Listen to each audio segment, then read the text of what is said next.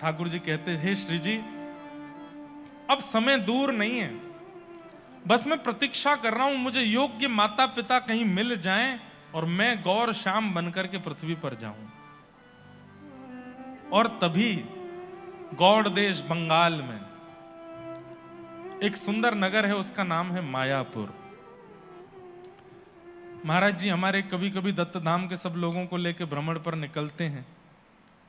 मेरी प्रार्थना है एक बार मायापुर जरूर जाएं। और मायापुर में भी नदी के इस तरफ तो थोड़ा आधुनिक है, नदी के उस तरफ जो चैतन्य महाप्रभु की मूल जन्मस्थली है, दत्त धाम जैसा ही है बिल्कुल। मैं गया नहीं हूं, मैंने चित्रों में देखा, मुझे मेरी कथा है अगले वर्ष संभवतः वहां। इतना अद्भुत है स्थान। तो मायापुर में एक जगन्नाथ मिश्र नाम के ब्राह्मण रहते थे। उनकी पत्नी का नाम सची माता। कहते हैं शास्त्र ग्रंथों में ऐसा कहा गया है कि कलयुग में नंद बाबा और यशोदा मैया ही जगन्नाथ मिश्र और सच्ची मैया के रूप में प्रकट हुए।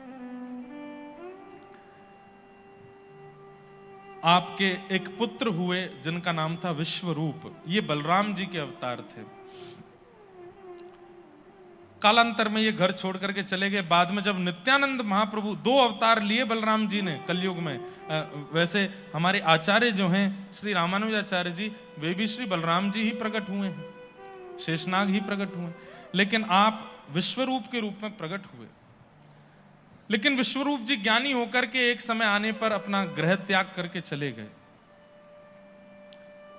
जगन्नाथ मिश्र जी सच्ची माता अकेले हो गए। तब उन्होंने याचना की कि एक संतान और हो। लेकिन बंधुओं 8 बार सच्ची मैया गर्भवती हुई पर गर्भ टिका नहीं।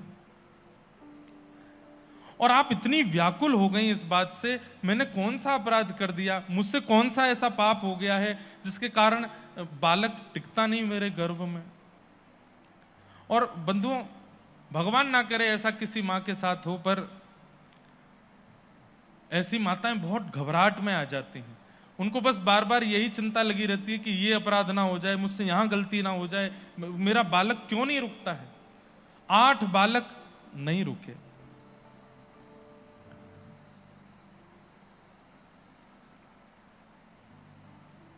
तब आप नित्य ठाकुर जी से प्रार्थना करती हैं, विष्णु आराधनार्थाय।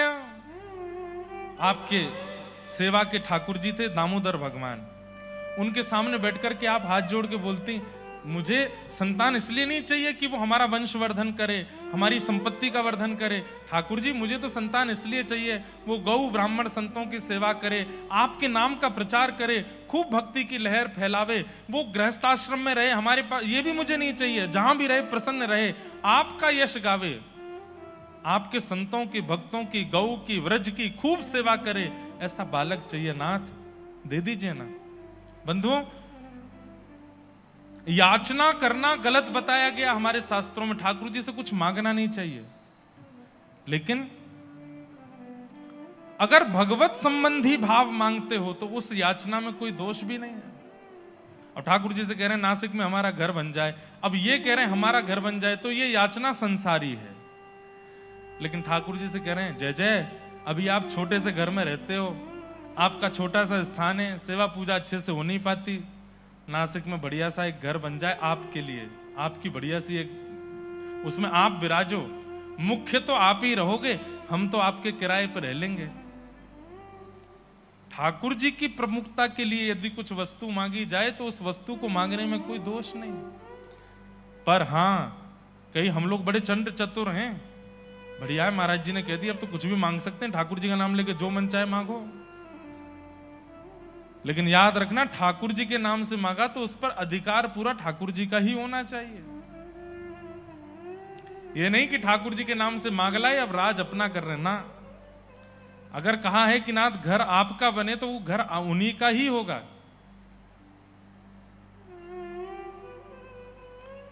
ठाकुर जी के नाम से गाड़ी ले आए कि हे नाथ बंबई आदि जाने में बहुत दिक्कत होती है, गाड़ी आ जाए, एक रथ आ जाए आपका, और गाड़ी आते ठाकुर जी को बैठाते भी नहीं है तो ठाकुर जी नाराज हो जाएंगे, मेरे नाम से रथ ले आयो अब बैठावे भी नहीं। ठाकुर जी के नाम से अगर कोई सामग्री मांगी और वो मिल जाए, चाहे वो संतान ही क्यों ना हो, फिर उसे छोड़ ही दीजिएगा ठाकुर जी की सेवा में, क्योंकि ठाकुर जी ने अपने लिए ही भेजा है उसे। सच्ची मैया अपने मदन मोहन जी के सामने बैठती, दामोदर प्रभु के सामने बैठ के कहती, भक्तों की सेवा के लिए, आपके नाम प्रचार के लिए, गौ सेवा के लिए, व्रज सेवा के लिए एक संतान होना। तभी ठाकुर जी गोलोक धाम में बैठे हुए मुस्कुराने लगे। किशोरी जी बोली, क्या हुआ? बोले, माता पिता मिल गए। कहां मिले? तब ठाकुर जी बोले, देखो सच्ची मैया ये मेरे सामने बैठ के क्या कह रही हैं, मेरा नाम गाने वाला, मेरे भाव में रहने वाला, और मुझे वही तो चाहिए। मैं अपने ही नाम में रहना चाहता हूं, अपने ही भाव में विभोर होना चाहता हूं, और ये वैसा ही संतान मांग रही हैं। अब श्री जी माता पिता मिल गए, अब मैं इन्हीं के घर जाऊंगा। सोचिए, एक बार की प्रार्थना में ठाकुर जी ने तुरंत स्वीकार कर लिया, और उसी रात्रि में श्री सच्ची मैया के गर्भ में ठाकुर जी आ गए। और ठाकुर जी आए, इसका प्रमाण क्या हुआ? उसी रात्रि को सच्ची मैया को क्या स्वप्न आता है? आपको स्वप्न आता है कि आप अपने पतिदेव जगन्नाथ मिश्र के साथ जगन्नाथपुरी दर्शन करने गई हैं। बहुत ध्यान से सुनिएगा, जगन्नाथपुरी दर्शन करने के लिए गई हैं, और जैसे ही आपने जगन्नाथ मंदिर में प्रवेश किया तो मुख्य द्वार, सिंह द्वार पर ही श्री पतित पावन भगवान हैं। वहां पर जगन्नाथपुरी में जगन्नाथ जी के समान दर्शन का ही फल मिलता है पतित पावन भगवान का दर्शन करने से। तो आपने अपने स्वप्न में क्या देखा कि पतित पावन भगवान इन्हीं को देख रहे हैं। तो आप एक बार तो डर गई, बोले मुझे क्यों देख रहे हैं, और देख रहे हैं इतना ही नहीं, मंद मंद मुस्कुरा रहे हैं। सच्ची मैया ने जगन्नाथ मिश्र स्वप्न में देख रही हैं, स्वप्न में कहा, देखना ये पतित पावन भगवान मेरी ओर देख रहे हैं। तब जगन्नाथ मिश्र जी बोले, नहीं नहीं तुम्हारी ओर नहीं देख रहे, स्वप्न चल रहा है। तब आप और भीतर गईं, सीढ़ियां चढ़ करके ऊपर पहुंची तो जगन्नाथ मंदिर में, मुख्य मंदिर के चारों तरफ बहुत सारे मंदिर हैं। आप जैसी परिक्रमा लगाने लगी स्वप्न में, तो क्या देखती हैं, हर मंदिर का ठाकुर द्वार पर खड़ा है, और द्वार पर खड़े होकर सच्ची मैया को देख करके हंस रहे हैं। सब हंस करके उनको प्रणाम कर रहे हैं। सच्ची मैया डर के मारे जगन्नाथ मिश्र के पीछे छिप गई। ये सारे देवता मुझे प्रणाम, देखो नरसिंह भगवान खड़े, ये देखो वराह भगवान खड़े, ये विमला माता, एक जो 64 योगिनी उनमें से एक वहां पर भी हैं, विमला माता, विमला माता खड़ी, और सब देख करके हंस रहे हैं और प्रणाम कर रहे हैं। आप बड़ी डर रही हैं, ये सब मुझे प्रणाम क्यों कर रहे हैं, ये सब मुझे देख क्यों रहे हैं? क्योंकि सब जानते हैं कि गर्भ में ठाकुर जी है। मैया तू बड़ी बड़भागी है, तेरे गर्भ में साक्षात प्रभु पधारे हैं। सब जगह दर्शन करती हुई जैसे ही आप जगन्नाथ मंदिर में प्रवेश करती हैं, तो फिर वही बलराम जी देख के हंस रहे हैं, सुभद्रा जी देख के हंस रही हैं, और जगन्नाथ जी भी देख करके खूब किलकिल करके हंस रहे हैं। लेकिन तभी आपको क्या अनुभव होता है कि श्री जगन्नाथ प्रभु, ध्यान से सुनिएगा, आप जब जगन्नाथ प्रभु को देखने लगी अपने स्वप्न में, तभी आपने क्या देखा कि श्री जगन्नाथ प्रभु धीरे धीरे धीरे धीरे छोटे होते चले गए। आपके जो ऐसे हाथ हैं, उन भुजाओं में उंगलियां प्रकट हो गई, नीचे पैर प्रकट हो गए, जो गोल गोल मुखार बिंद वो छोटे से बालक के जैसा हो गया, छोटा सा अंग हो गया, और छोटा बालक जैसे घुटमुन चलता है, ऐसे घुटमुन जगन्नाथ प्रभु अपने ब्रह्म वेदी से उतर करके और मंदिर से बाहर निकले निकले आ रहे हैं। सच्ची मैया थोड़ी घबरा रही हैं, ये क्या हो रहा है? बार बार जगन्नाथ मिश्र अपने पति को कह रही, ये जगन्नाथ जी मेरी तरफ क्यों आ रहे हैं? अरे तू बेमतलब में डर रही है, कुछ नहीं हो रहा। और इतने में ही वो बालक रूप धारण करके श्री जगन्नाथ जी आए और सच्ची मैया की गोद में चढ़ गए, और ये देखते ही आपके नेत्र खुल गए, आप पसीना पसीना हो गई। आपने पूरा स्वप्न अपने पतिदेव को बताया, बोले मैंने आज स्वप्न में ये सब देखा। समझ में आई बात? संभवतः एक दिन की कथा और है, तो श्री चैतन्य महाप्रभु का विलय हम नहीं सुन पाएंगे, श्री चैतन्य महाप्रभु की अंतिम लीला हम नहीं सुन पाएंगे। बहुत बड़ी लीला है, कल भी हम आधे तक ही पहुंचेंगे, आधा भी नहीं हो पाएगा कल। लेकिन मैं पहले ही बता दूं, चैतन्य महाप्रभु लीन कैसे हुए। एक दिन विरह व्याकुल में जगन्नाथपुरी में बैठे थे और अचानक से उठ करके दौड़ने लगे। दौड़ करके सिंह द्वार पर गए हैं, सिंह द्वार से ऊपर चढ़ गए, परिक्रमा लगाई जगन्नाथ मंदिर की और सीधे जगन्नाथ मंदिर में प्रवेश किया। और प्रवेश, आपके सारे भक्त पीछे दौड़ रहे थे आपको संभालने के लिए, आपको पकड़ने के लिए। मंदिर के पुजारी, मंदिर के बड़े बड़े लोग सब आपको रोकने का प्रयास करते हैं, लेकिन आप तीव्र गति से दौड़ करके जाते हैं। गरुड़ स्तंभ के पीछे से दौड़ करके एक डोरी पार करके, दूसरी डोरी पार करके, तीसरी डोरी पार करके जैसे ही मुख्य गर्भगृह में प्रवेश करते हैं, मुख्य गर्भगृह के दोनों कपाट बंद हो जाते हैं। और जब सब आते हैं तब तक कपाट बंद मिलते हैं और खोल करके देखते हैं तो श्री चैतन्य महाप्रभु विलीन हो चुके थे, जगन्नाथ प्रभु में लीन हो जाते हैं। इसका मतलब क्या है? श्री जगन्नाथ जी ही सच्ची मैया के गर्भ से चैतन्य महाप्रभु के रूप में प्रकट हुए। अद्भुत लीला है।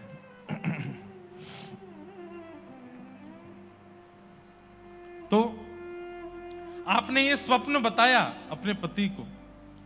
जगन्नाथ मिश्र बोले, देवी तुम पूरे दिन रात इतना भजन पूजन करती रहती हो, तो स्वप्न में भी तुमको भगवान हंसते हुए ही दिखते हैं, इसमें कौन सी बड़ी बात है, छोड़ो।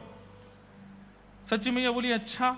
स्नान ध्यान करके सच्ची मैया सूर्य अर्घ देने के लिए गई तो क्या देखती हैं? सूर्य नारायण प्रत्यक्ष सामने से ऐसे टिमटिमा रहे हैं और हंस रहे हैं और मैया को प्रणाम कर रहे हैं। सच्ची मैया सूर्य नारायण को देख के घबरा गई, गंगा जी को प्रणाम करने गई तो क्या देखती हैं? एक दिव्य स्वरूप धारण करके कोई महिला प्रकट हो गई है, सच्ची मैया को प्रणाम कर रही है। वहां से सच्ची मैया भागती हैं। अब तो वो जहां जाती हैं सब उनको प्रणाम करते हुए दिखते हैं और वो बार बार अपने पति से आकर, श्री जगन्नाथ मिश्र जी से आके कहती हैं, सब ऐसा लगता है मुझे प्रणाम कर रहे हैं। तो जगन्नाथ मिश्र जी थोड़े हंस करके बोले, हाँ बहुत बड़ी विद्वान हो गई हो आप, इसलिए हो सकता है सब आपको प्रणाम कर रहे हो। अरे मैं मजाक नहीं कर रही हूं, मुझे स्वप्न में भी यही दिखता है, प्रत्यक्ष भी यही दिखता है। कोई बात नहीं देवी, तुमने नींद पूरी नहीं करी, 2-4 दिन अच्छे से सो लोगी, सब ठीक हो जाएगा। लेकिन आप बड़ी व्याकुल हो गई। एक दिन आपको प्रसव पीड़ा हुई और वैद्य ने आकर के आपकी नाड़ी देखी और तुरंत कह दिया, बधाई हो। बोले क्यों? सच्ची मैया गर्व से हैं।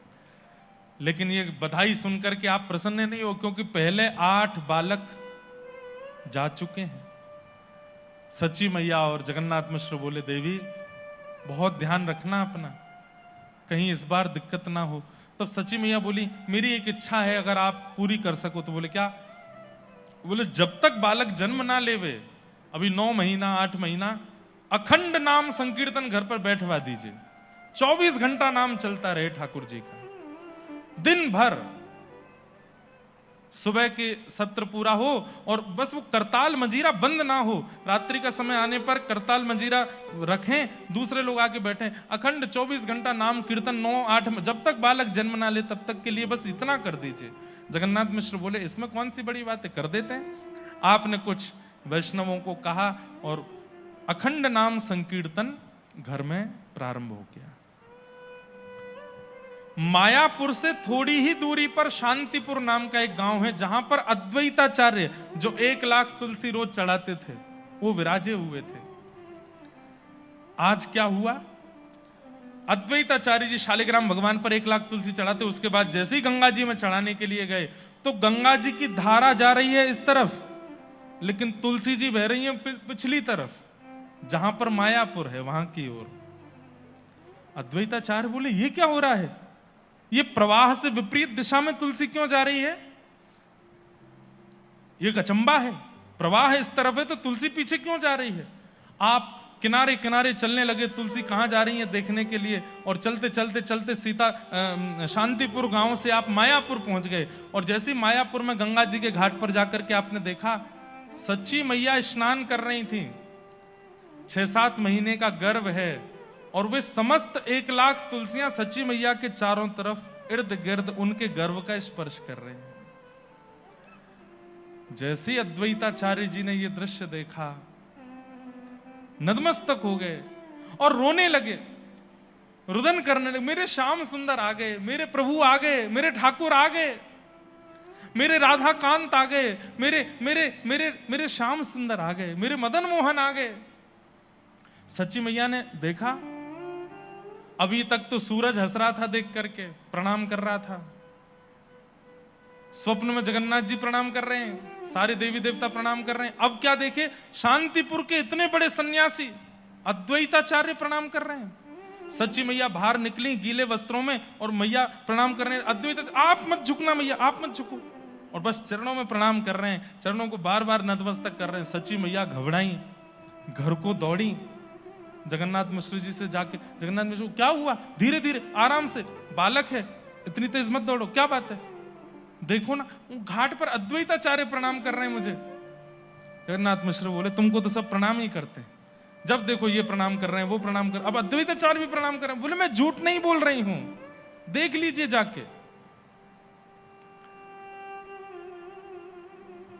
जगन्नाथ मिश्र गए घाट पर तो क्या देखते हैं, अब भी अद्वैताचार्य रो रहे हैं, हाथ जोड़ करके बैठे हैं और बस प्रसन्न मुद्रा में रुदन कर रहे हैं। मुखमंडल पर प्रसन्नता है, नेत्रों से अश्रु गिर रहे हैं। जगन्नाथ मिश्र जी ने जाके कहा, भगवान प्रणाम, मेरी पत्नी स्नान कर रही थी, आपने उसको प्रणाम किया, मैं संकेत जान सकता हूं क्या है? अद्वैताचार्य के नेत्र लाल हैं, अश्रु गिर रहे हैं, प्रणाम करने लगे जगन्नाथ मिश्र को। बोले भगवान ऐसे मत कीजिए, हम बहुत संकोच में आ जाएंगे, हमें बताइए ना आप ये सब कर क्यों रहे हैं? तब अद्वैताचार्य कहते हैं, जो सुख त्रेता में दशरथ जी और कौशल्या को हुआ, जो सुख द्वापर में नंद यशोदा को हुआ, वो सुख कलिकाल में आप और आपकी पत्नी को होने वाला है। बस इतना ही संकेत समझ लीजिए, इससे ज्यादा मैं कुछ नहीं कहूंगा। अखंड कीर्तन चल रहा है घर पर, बस प्रतीक्षा कीजिए, बहुत जल्दी शुभ घड़ी आएगी और मधुर संकेत प्राप्त होगा। बंधुओं, चाहे वो भगवान हो, चाहे भगवान के कोई भक्त हो, हमने एक चीज अनुभव की है, पिता के सुधरे होने से बालक पर कम प्रभाव पड़ता है, पर मां का जैसा व्यवहार गुण होता है उसका बहुत बड़ा प्रभाव बालक पर होता है। माताएं इन बातों से प्रसन्न नहीं होती हैं। माताओं को यह लगता है कि हाँ, घूम फिर के सब हम ही करें, इन भाइयों को कुछ करना ही नहीं है, हम सुधरें, हम व्रत करें, हम नियम में रहें, हम घूंघट में रहें, हम घर के अंदर रहें, हम ये नहीं कर सकते, हम वो नहीं कर सकते, सारे नियम कानून हमारे लिए ही तो बनाए हैं, इन लोगों को तो कुछ करना नहीं है। लेकिन आपको मैं बहुत स्पष्टता से एक बात कह दूं, जिम्मेवारियां उसी को दी जाती हैं जो जिम्मेवारी संभालने की सामर्थ्य रखते हैं। ताली बजा दो एक बार।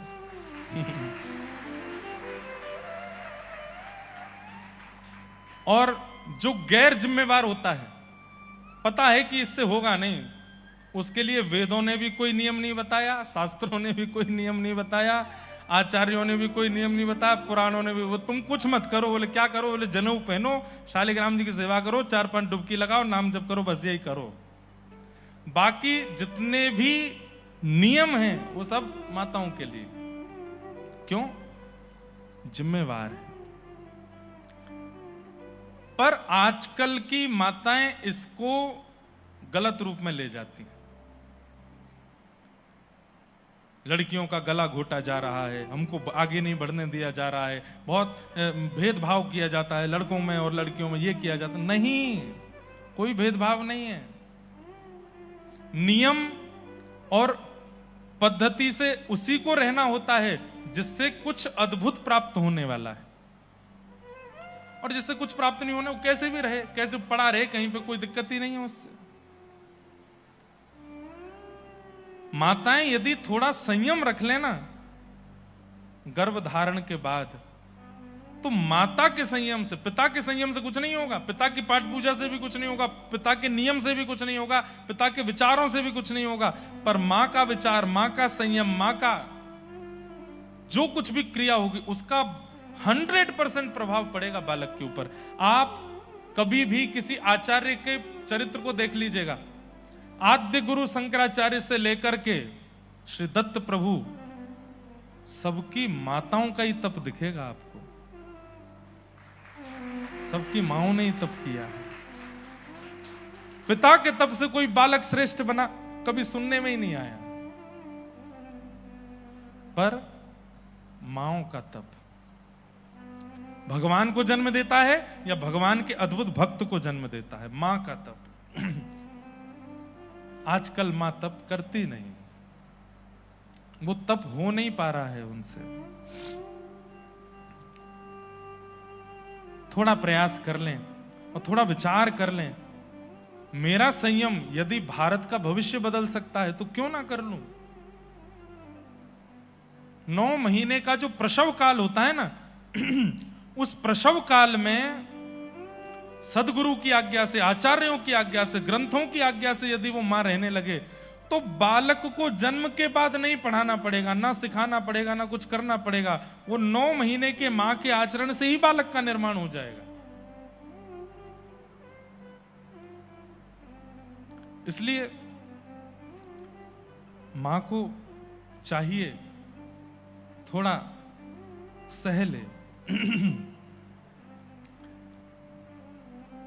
2 महीना, 4 महीना, 8 महीना, 9 महीने निकल गए, 10वां महीना प्रारंभ हो गया, लेकिन प्रसव पीड़ा हुई ही नहीं सच्ची मैया को।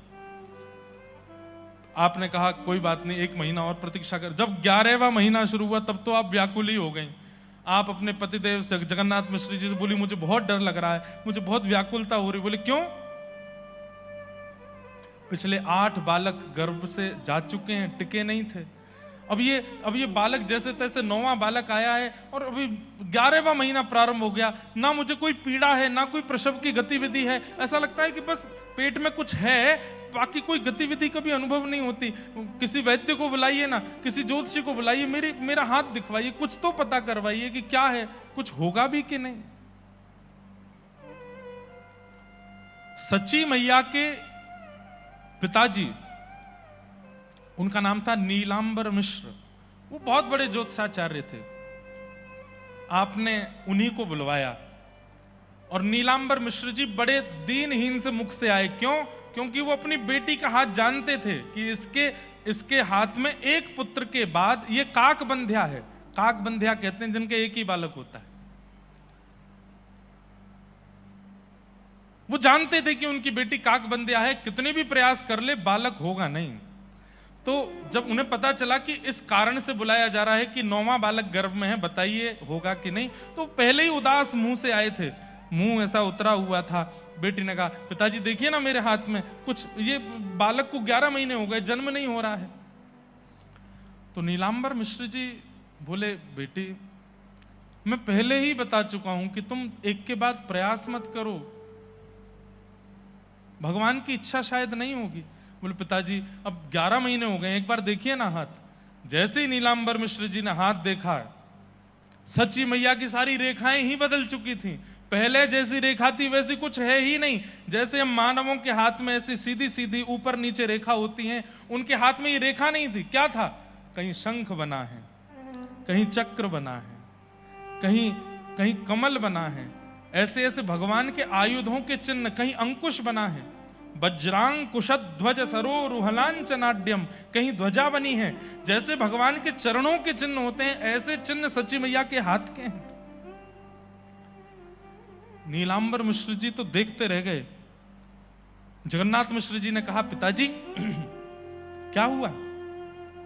बोला, असंभव, मैं अपनी पुत्री का हाथ बचपन से देखता आया हूं, और ज्योतिष विद्या में जितनी भी अतिश्रेष्ठ रेखाएं होती हैं, उन अतिश्रेष्ठ रेखाओं में से कोई एक रेखा किसी व्यक्ति के हाथ में होती है, पर वो जितनी भी अतिश्रेष्ठ रेखाएं सब सच्ची के हाथ में है। बोले, प्रतीक्षा कर लो भैया, तुम्हारे घर कोई सामान्य नहीं आने वाला है, बस प्रतीक्षा कर लो। ये जो भी है बेटी, बिल्कुल घबराने की आवश्यकता नहीं है, ये जो भी है अद्भुत होंगे। नीलांबर मिश्र जी प्रणाम करने लगे। सच्ची मैया जगन्नाथ जी को देखी, बोले अब पिताजी भी प्रणाम कर रहे हैं, सूर्य चंद्रमा सब प्रणाम कर रहे हैं, अद्वैत आचार्य प्रणाम कर रहे हैं, नदी प्रणाम कर रही है, पर्वत प्रणाम कर रहे हैं, जगन्नाथ जी स्वप्न में प्रणाम कर रहे हैं, और मेरे जन्मदाता पिता भी मुझको प्रणाम कर रहे हैं। क्या हो रहा है? क्योंकि बंधुओं कहीं ना कहीं सबके चित्त में ये भाव प्रकट हो रहा है कि इनको प्रणाम कर लिया जाए। क्यों ये नहीं पता, पर हम जानते हैं क्योंकि गर्भ में ठाकुर जी हैं, हृदय में ठाकुर जी। प्रणाम किया। 13वां महीना प्रारंभ हुआ और महीना आ गया फागुन का, होली। 10वीं निकली, एकादशी निकली, द्वादशी निकली, त्रयोदशी निकली, चतुर्दशी निकली, और जैसे ही पूर्णिमा का दिन आया, फाल्गुन की पूर्णिमा, उस दिन चंद्र ग्रहण लगना था।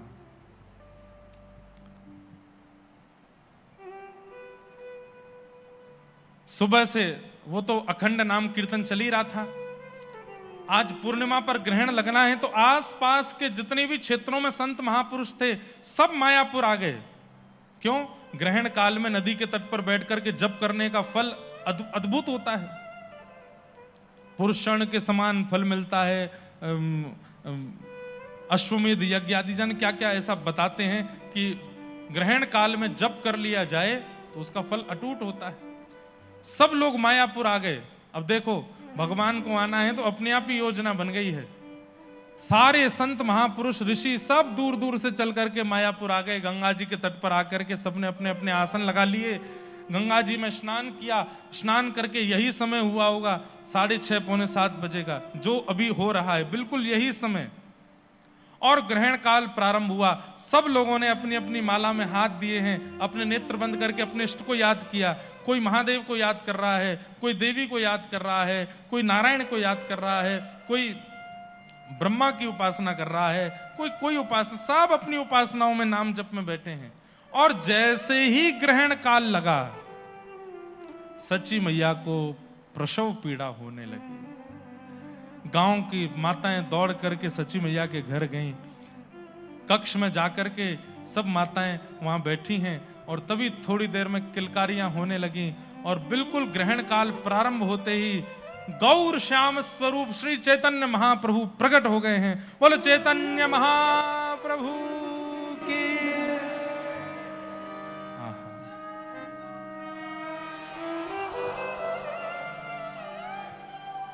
हरि प्रकट हो गए ठाकुर जी। आहा, यहां भीतर तो चैतन्य महाप्रभु का प्रादुर्भाव हुआ और ग्रहण काल लगते ही आपका प्रादुर्भाव हुआ। और बाहर जितने भी गंगा के तट पर संत महात्मा बैठे थे, एक माला भी पूरी नहीं हुई है, कुछ मन के ही गिने थे। इतने में ही उन सब के चित्त में उनके आराध्य प्रकट हो गए। शिव, जिसके आराध्य उसके चित्त में शिव प्रकट हो गए, दूसरे के चित्त में देवी प्रकट हो गई, किसी के चित्त में नारायण प्रकट हो गए, नृसिंह प्रकट हो गए। जो जो जिस भाव से तप कर रहा था, उनके समस्त इष्ट उनके चित्त में प्रकट हो गए। सब अपनी मालाएं लेकर के सब नृत्य करने लगे। जय हो जय हो जय हो, हमारे आराध्य देव के दर्शन हो गए, हमारी तपस्या का फल मिल गया। और थोड़ी देर में ही वो समस्त स्वरूप अंतर ध्यान होकर के सबके चित्त में नन्हे से बालक जो चैतन्य प्रकट हुए हैं अभी अभी सची मैया के गर्भ से, वो सब गोरे ठाकुर जी, गोरे श्याम सुंदर, इसलिए गौर श्याम प्रकट हो गए। हाँ, गौर श्याम प्रकट हो गए। इतना सुंदर वर्णन करते हैं आचार्य चरण कि श्री चैतन्य महाप्रभु ग्रहण काल में क्यों जन्मे। आप लोगों के भी सुन के एक बार तो आया होगा, ग्रहण काल में बालक का जन्म हुआ, वो बालक कैसा हुआ होगा। लेकिन सुनिए, सबसे पहली बात, सारे भगवानों के अवतार अष्टमी पर होते हैं या नवमी पर होते हैं, लेकिन भारत में जो भी आचार्य हुए हैं या तो वो एकादशी को हुए हैं या फिर पूर्णिमा को हुए हैं। लगभग आचार्यों का प्रादुर्भाव एकादशी पूर्णिमा को ही होता है, कुछ कुछ अमावस्या को भी है। भगवानों के प्राकट्य अष्टमी नवमी और आचार्यों के प्राकट्य एकादशी पूर्णिमा अमावस्या ज्यादातर। लेकिन चैतन्य महाप्रभु पूर्णिमा पर प्रकट क्यों हुए? बोले क्यों? क्योंकि पूर्णिमा पर रास विहार हुआ था और आप राधा भाव से प्रकट हुए हैं, किशोरी जी के भाव से प्रकट हुए हैं। मन किशोरी जी का है, अंग कांति किशोरी जी की है, और तो और चेतन महाप्रभु की तो गुरु भी किशोरी जी हैं। इसलिए आप पूर्णिमा पर प्रकट हुए, किशोरी जी के भाव से प्रकट हुए। दूसरी बात, पूर्णिमा पर क्यों प्रकट हुए?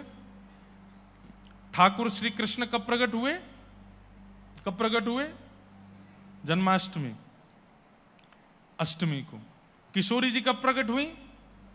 राधाष्टमी, अष्टमी को। 8 + 8 16, मतलब पूर्णिमा। यानी कि यह संकेत हो रहा है कि ये अकेले श्याम सुंदर नहीं है, तन श्याम सुंदर का है, मन किशोरी जी का है। इसलिए अष्टमी अष्टमी पूर्ण करके पूर्णिमा को आए, पूर्णिमा को प्रकट हुए। अब इतना सुंदर भाव, बोले इतने सारे महीने थे, फाल्गुन के महीने में होली पर ही क्यों प्रकट हुए? बोले क्योंकि होली ऐसा त्योहार है जिस पर किशोरी जी ठाकुर जी पर रंग चढ़ा देती हैं। ठाकुर जी किशोरी पर रंग नहीं चढ़ा पाते, किशोरी जी ठाकुर जी पर रंग चढ़ा देती हैं। और ये जो चैतन्य प्रकट हो रहे हैं, ये किशोरी जी के रंग चढ़ाने से ही प्रकट हुए हैं, इसलिए होली पर प्रकट हुए हैं, फाल्गुन में प्रकट हुए। हार के आए होली पे, किशोरी जी ने गौरव बना दियो है।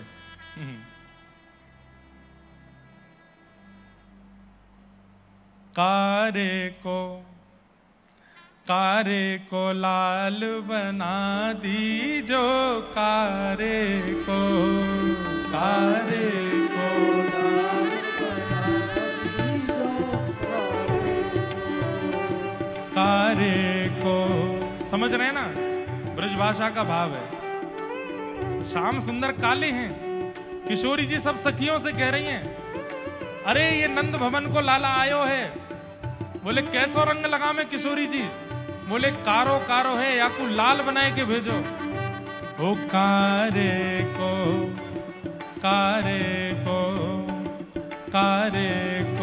लाल बना दीजो, कारे को लाल बना दीजो, कारे को। हारे कारे को, हारे कारे को, लाल बना दीजो, कारे को।